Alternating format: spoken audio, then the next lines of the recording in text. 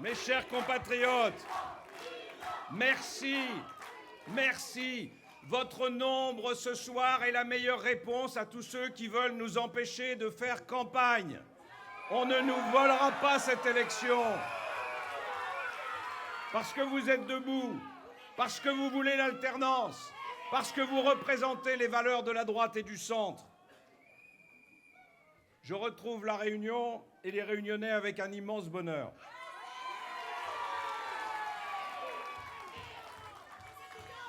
J'aime La Réunion. J'aime cette île qui est fière de son histoire, qui est fière de sa culture, de ses valeurs, fière de sa diversité, qui est fière d'elle-même et qui est en même temps fière d'être la France.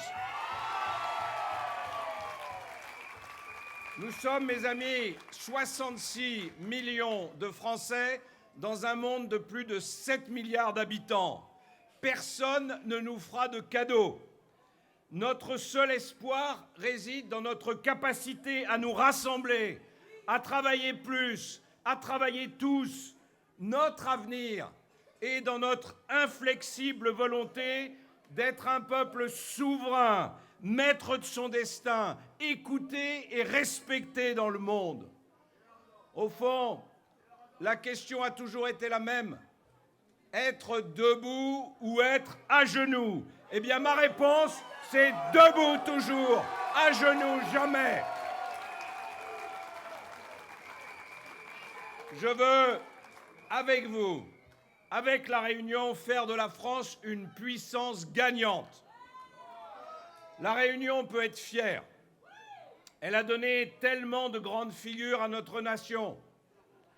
Des héros et des combattants, comme Juliette Dodu, comme Roland Garros, comme Jean Joly, qui se battirent pour l'honneur de la France. Des poètes et des intellectuels, de la Caussade à Lecomte de Lille. Des hommes politiques, comme Raymond Barre, à qui je pense parce qu'il disait la vérité. Des sportifs qui font gagner la France, de Jackson Richardson, Daniel Narcisse à Dimitri Payet. Oui, à La Réunion, on sait ce que signifie résister, créer et gagner. Oui, je suis heureux de vous revoir, de revoir tous vos visages, de revoir Didier Robert, Michel Fontaine, Nassima Dindar, Jean-Paul Virapoulet et tant d'autres visages familiers. J'ai toujours dans mon cœur ce voyage de 2009, lorsque j'étais Premier ministre, et que nous avons ensemble inauguré la route des Tamarins. Ce chantier ambitieux et spectaculaire qui fait notre fierté. Si j'avais l'honneur de présider notre pays, je serais heureux de venir inaugurer la nouvelle route du littoral, cher Didier Robert. Cet ouvrage d'art novateur et indispensable à la vie des Réunionnais que nous avons lancé ensemble. Didier, je garde aussi dans mon cœur ce meeting que nous avions organisé pour les élections régionales. C'était déjà ici, à Saint-Pierre, grâce à Michel Fontaine. On s'était battus ensemble pour la victoire. Mes amis, c'était il n'y a pas si longtemps, et pourtant ça paraît loin. Long et insipide a été le quinquennat de François Hollande, qui est aussi, il faut le rappeler, celui de son conseiller Emmanuel Macron. 5 ans de perdus pour la France, 5 ans de perdus pour l'outre-mer. Et pourtant, de belles promesses vous avez été faites. Lui, président, tout devait aller mieux. Lui, président, le chômage allait reculer.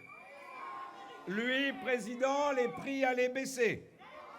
Lui, président, la sécurité serait assurée. Lui, président, les enfants auraient un avenir radieux. Et lui, président, tout le monde pourrait se loger décemment. Que reste-t-il après 5 années d'exercice du pouvoir de François Hollande, de toutes ces promesses? le chômage et la pauvreté sont toujours beaucoup trop élevés. Rien de fort n'a été fait pour les faire reculer. L'insécurité atteint des niveaux jamais connus partout outre-mer, et notamment ici à La Réunion. L'État et la justice sont en difficulté, en grande difficulté. Il y a trop de délinquance et il n'y a pas assez de sanctions. L'échec scolaire est un fléau. La construction de logements a pris un retard dramatique. Et puis, il y a l'immigration clandestine. Il est temps, mes chers compatriotes, de serrer les vis et de rappeler que la France est une nation, pas une passoire. Sur l'île voisine de Mayotte, l'immigration clandestine est devenue une menace pour la cohésion sociale. Je veux le dire à nos amis mahorais qui sont parmi nous ou à ceux qui nous écoutent, ce que vous vivez au quotidien n'est plus supportable. Alors il faut réagir. Oui, je veux qu'à Mayotte et en Guyane, l'acquisition de la nationalité française soit subordonnée à la régularité du séjour des parents. Un enfant né à Mayotte ou en Guyane, de parents en situation irrégulière, ne pourra plus devenir automatiquement français à sa majorité. Mes chers amis, le temps est venu d'agir pour l'ensemble des Outre-mer, d'agir maintenant et d'agir pour vous. Il faut le faire immédiatement, pas dans 10 ans ou dans 20 ans, comme le proposent les socialistes avec leur loi sur l'égalité réelle. Avec eux, l'égalité, c'est toujours pour demain. Je sais que vous voulez des actes rapides, et vous avez raison. Alors je vous le dis, la première mesure que je prendrai pour les Outre-mer, si les Français me font confiance en mai prochain, c'est le retour de l'État dans le financement de la continuité territoriale.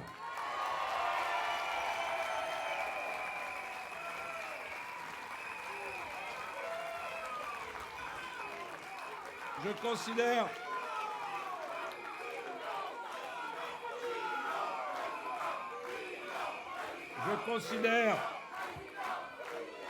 considère en effet que le retrait de l'État de ce dispositif voulu et organisé par le gouvernement socialiste est une faute politique lourde. Et Didier Robert a eu raison de maintenir coûte que coûte ce dispositif pour tous les Réunionnais.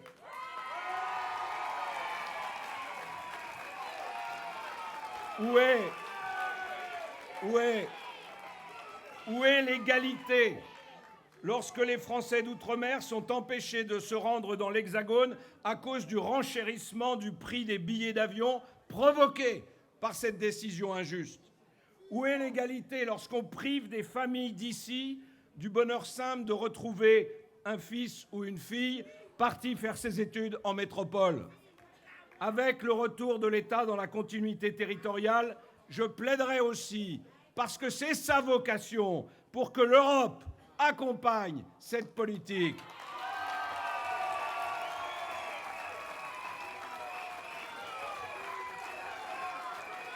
Mes chers compatriotes, vous êtes trop nombreux à connaître dans votre famille, parmi vos amis, le drame du chômage. 25% de la population active au chômage, parfois plus de 50% chez les jeunes. C'est insupportable, c'est inacceptable. Et je refuse d'y voir une sorte de fatalité contre laquelle on aurait déjà tout essayé. Moi, je veux faire ce que nous n'avons pas osé faire depuis trop longtemps. Je veux faire confiance à la liberté et à l'énergie française. Oui, nous allons soulever cette chape de plomb idéologique qui a piétiné le goût du travail, qui a piétiné la récompense du mérite, qui a piétiné ce qu'il y a de plus lumineux en nous, c'est-à-dire la liberté. Oui, si j'avais un seul slogan pour cette campagne, je dirais que je veux une France libre. Parce que la liberté, c'est le carburant des sociétés vivantes. Avec tous les Français qui veulent réussir, moi je veux foncer pour une France du plein emploi, pour une France productive. C'est ma priorité absolue et c'est elle qui guide tout mon projet. Vous vous êtes engagé à La Réunion dans un nouveau modèle de développement qui doit conduire les Outre-mer à mieux s'affirmer dans leur bassin géographique. Ici, l'océan Indien, là-bas, l'océan Atlantique ou Pacifique. Je soutiens ce choix. Je baisserai massivement les charges qui pèsent sur le coût du travail et sur la feuille de paie des Français afin que chacun puisse voir son pouvoir d'achat augmenter. Je sortirai des 35 heures sans démagogie, sans diktat, parce que je donnerai aux salariés et aux entreprises la liberté de négocier ensemble sur la durée du travail et sur son organisation. Je veux généraliser l'apprentissage qui doit devenir la voie principale d'accès à l'emploi des jeunes. Je veux refonder la formation professionnelle. Je veux créer un statut de travailleur indépendant. Je veux développer le statut d'auto-entrepreneur. Je veux miser sur les technologies, sur la révolution numérique. Je veux libérer tous les secteurs qui ont été bloqués par le matraquage réglementaire et fiscal, l'agriculture, l'industrie, les services, la construction. Je veux agir pour les jeunes qui se cassent les dents sur la rigidité du Code du travail. Je veux agir pour les ouvriers qui préfèrent travailler un peu plus plutôt que de ne plus travailler du tout. Et cette restauration de notre production, elle permettra de distribuer, Nassima, notamment aux plus modestes, les richesses créées au lieu d'égaliser la misère, comme on le fait aujourd'hui. Je veux agir sur tous les fronts, secteur public comme secteur privé, en tenant compte des spécificités des Outre-mer que je connais bien. L'insularité et l'éloignement rendent les choses plus difficiles ici qu'ailleurs. C'est la raison pour laquelle, tant que la situation de l'emploi ne sera pas meilleure, tant que le niveau du chômage sera aussi critique, les Outre-mer ne seront pas concernés par le plan de réduction des effectifs de la fonction publique que je veux mettre en œuvre en métropole. Cela vaut aussi, cher Michel Fontaine, pour les emplois aidés, dont le volume sera stabilisé le temps de réamorcer la machine économique.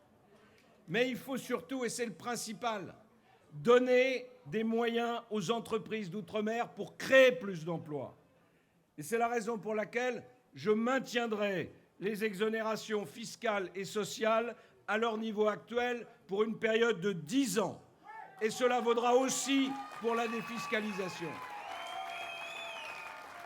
qui sera donc prolongée en conséquence, et ainsi les entreprises de l'outre-mer et les acteurs économiques auront un environnement stable, durablement sécurisé.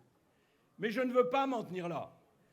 Je veux que l'État consacre 2 milliards d'euros par an en faveur de l'emploi outre-mer, en plus des baisses de charges qui seront engagées dans le cadre du programme national que je propose. Un dispositif spécifique d'incitation à l'embauche dans les Outre-mer sera créé.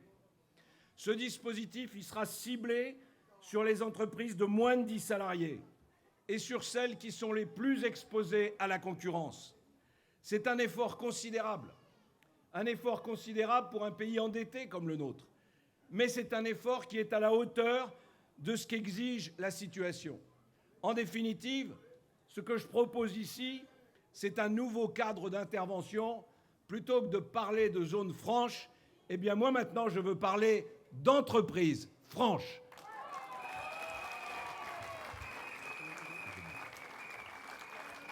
Je veux aussi soutenir les activités agricoles qui sont encore et de loin les premiers employeurs privés outre-mer.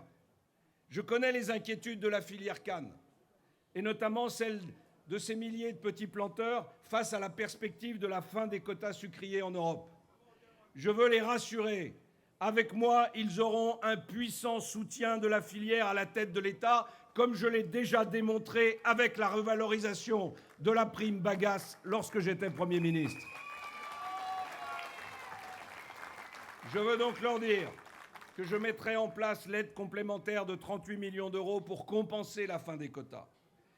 Je mesure l'importance de la complémentarité entre la filière canne et les autres secteurs agricoles qui sont aussi fortement pourvoyeurs d'emplois. Il faudra accompagner leur développement en renforçant leur enveloppe budgétaire pour la porter à 80 millions d'euros par an. Il faut briser la fatalité du chômage. Il faut donner aux entreprises les moyens de créer des emplois pour tous les Réunionnais. Mais il faut aussi que l'État assume enfin clairement ses missions de solidarité et d'éducation dans les Outre-mer. Alors oui, je veux faire de la santé dans les Outre-mer une véritable priorité de l'action de l'État, en modernisant les hôpitaux, en soutenant l'installation de nouveaux médecins, en développant la télémédecine, parce qu'il faut s'emparer de tout ce que le progrès nous apporte. Plus de solidarité, c'est aussi améliorer la prise en charge des personnes âgées dépendantes et des personnes handicapées. Et je sais, chère Nassima, que c'est un de tes combats à la tête du département de La Réunion. C'est un de tes combats, mais dans la tradition de notre famille politique, c'est aussi le mien. On m'a fait le procès de vouloir mettre à mal notre assurance maladie et notre système de soins. C'est faux. Ce que je dénonce, c'est la langue de bois de tous ceux qui se fichent des déserts médicaux, qui se fichent des pathologies non remboursées, qui se fichent des urgences débordées, qui se fichent de savoir que les personnels médicaux sont à bout, et puis qui se fichent de savoir que la médecine libérale n'en peut plus d'être maltraitée.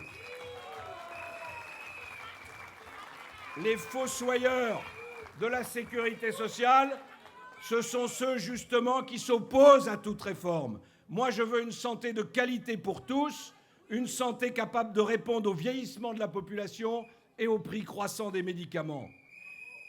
J'ai créé le CHU en 2009. Je l'ai fait parce que je crois au rayonnement de l'excellence française en santé dans l'océan Indien.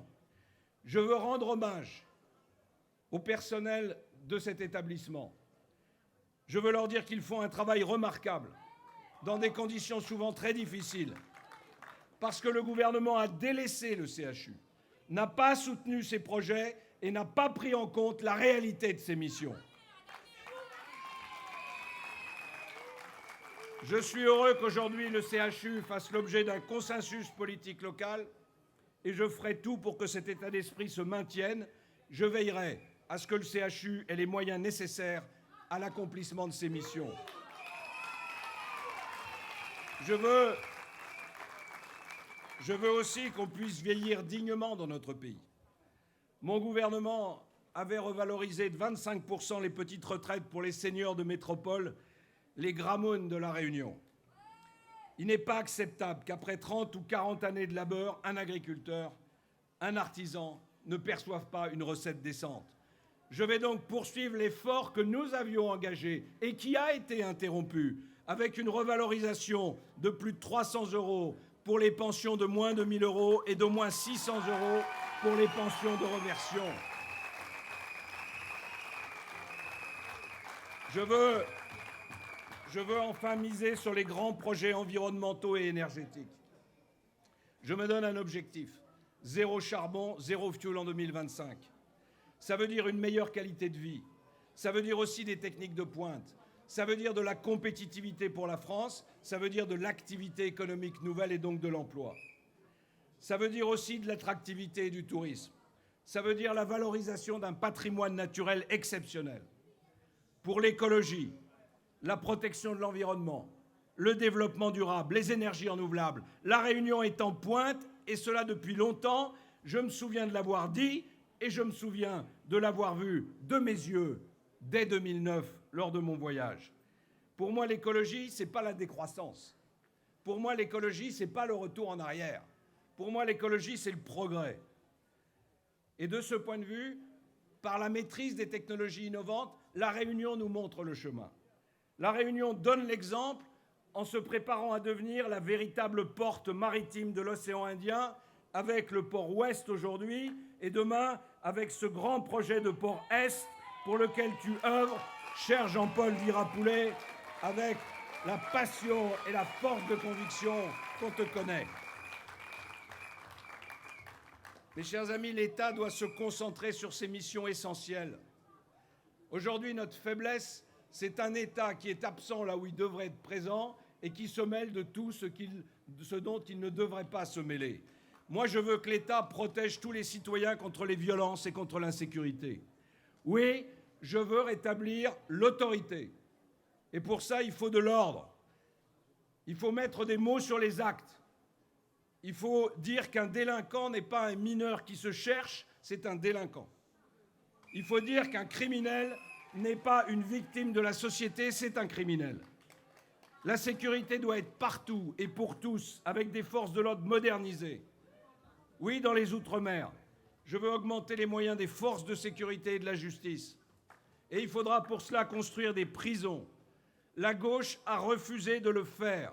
Ce fut une décision très grave et nous allons devoir relancer ce programme ambitieux de construction de prisons en métropole et en Outre-mer. Mes amis, la voix des Outre-mer doit enfin être entendue à Paris comme à Bruxelles. Et je veux en prendre l'engagement devant vous. Je défendrai les Outre-mer dans les instances européennes. Quand il y a des politiques européennes qui ne correspondent pas aux Outre-mer, la France doit le dire. Elle doit se faire entendre. Et elle doit, si c'est nécessaire, taper du poing sur la table. L'Europe n'est pas notre ennemi. L'Europe est notre avenir. Mais nous ne devons pas la subir. Nous devons l'orienter. Et mieux encore, nous devons la conduire. Et pour la conduire, il faut que nous soyons forts. Il faut que nous soyons respectés. Il faut que notre économie fonctionne. Il faut que notre État se désendette. Il faut que la France rayonne en montrant qu'elle a retrouvé la flamme de la création, création d'emplois, création de richesses, création technologique, création culturelle. Mon programme, c'est de faire de la France la première puissance européenne dans les 10 années qui viennent.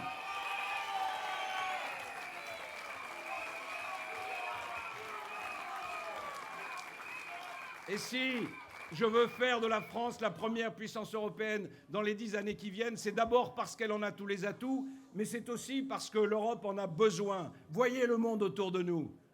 Voyez le président américain et sa politique inquiétante.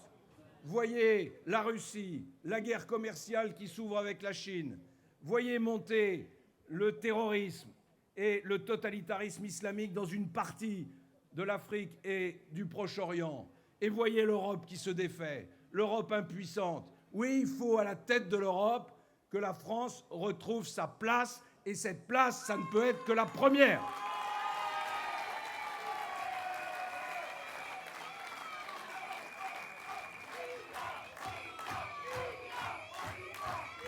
Mes amis, on me décrit comme le représentant d'une France traditionnelle. J'ai des racines et des valeurs, et j'en suis fier. Comme vous êtes fiers de l'histoire qui vous porte, qui fait partie de notre histoire, de l'histoire de la France. Vous êtes ici Européens, Africains, Indiens, Chinois. Vous êtes tous là à la fois, Français de l'océan Indien. Et vous êtes une part infiniment précieuse de la France dans son étonnante diversité qui s'est construite au sein de la République française. Oui, soyez fiers de vos ancêtres comme je le suis des miens. Perpétuez leur mémoire. Assumons ensemble le passé avec ses heures les plus indignes, celles de l'esclavagisme, mais aussi ses heures les plus lumineuses qui nous fraternisent et qui nous poussent à aller ensemble de l'avant sous les seules couleurs de notre drapeau tricolore. Pour moi, une seule chose compte, sans considération d'origine, d'opinion ou de religion, c'est le désir de servir la France et de rendre à la France ce que nous avons reçu d'elle. Alors, je ne cesserai pas de vous parler de la France, de cette France que tous peuvent aimer, une France entière, une France fraternelle, une France universelle, une France particulière, mais en même temps toujours à reprendre, toujours à réinventer, toujours à sauver. Mes chers compatriotes, depuis 2 semaines, je suis attaqué 24 heures sur 24. Mais je reçois en même temps d'innombrables soutiens. Les vôtres, ceux de tous ces Français que je rencontre. Je me battrai jusqu'au bout, parce que mon programme est le seul capable de relancer la France. Ma bataille à moi, c'est celle des projets. Ma bataille à moi, c'est celle des idées. Elle l'a toujours été. Je porte la responsabilité d'une ambition politique qui est celle de millions de Français qui refusent le déclin de notre pays. Oui, je me bats contre la gauche. Je me bats contre la gauche de M. Hamon, qui rêve l'impossible parce qu'il est incapable de construire le possible, qui rêve de subventions universelles parce qu'il est incapable de construire la croissance. Celle de M. Macron, qui est le radeau de sauvetage de tous les naufragés du hollandisme. Et je me bats contre l'extrême droite qui mettrait la France en faillite au bout de 6 mois et qui dresserait les Français les uns contre les autres. Oui, Michel, les gaullistes se sont toujours battus contre l'extrême droite et l'extrême droite a toujours été l'ennemi des gaullistes. Eh bien, nous, les gaullistes, nous sommes là et nous refusons de voir l'élection présidentielle se résumer à un duel entre l'extrême droite et la gauche. C'est la raison de notre engagement, c'est la raison de la force et de la volonté du projet que je présente devant vous. Alors, mes amis, maintenant, je vais relever avec vous le défi du redressement national. Ce défi, je le gagnerai si toutes celles et tous ceux qui en ont assez de la torpeur et des mensonges se lèvent à mes côtés. Je donne rendez-vous aux Réunionnais et à toutes celles et ceux qui ont la tête sur les épaules. J'appelle à la Réunion tous ceux qui ont des valeurs solides. J'appelle tous ceux qui ont dans le cœur la fierté d'être Français et la fierté d'être Réunionnais. J'ai besoin de vous. Ensemble, nous allons libérer les forces de notre pays. Ensemble, nous allons le replacer au premier rang. Ensemble, nous allons traverser les tempêtes. Nous allons franchir tous les ponts qui mènent à la victoire. Vive la Réunion! Vive la France! Vive la République!